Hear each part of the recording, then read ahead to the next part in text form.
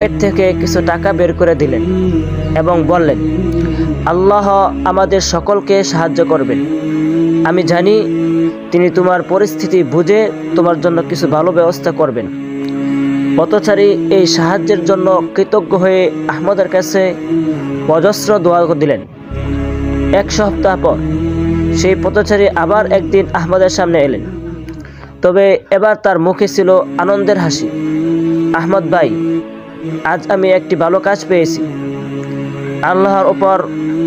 আল্লাহ আমার উপর উপকার করেছেন। আপনি যে সাহায্য করেছিলেন তার জন্য আমি চিরকাল কৃতজ্ঞ।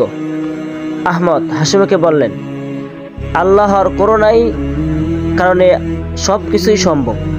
আমরা একে অপরকে সাহায্য করলেই আল্লাহ আমাদের সাহায্য করেন।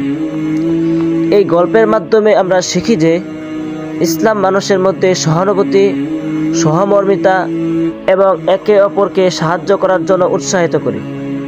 সেই সাহায্য অন্যদের সাথে ভাগ করে নেওয়াও আমাদের কর্তব্য।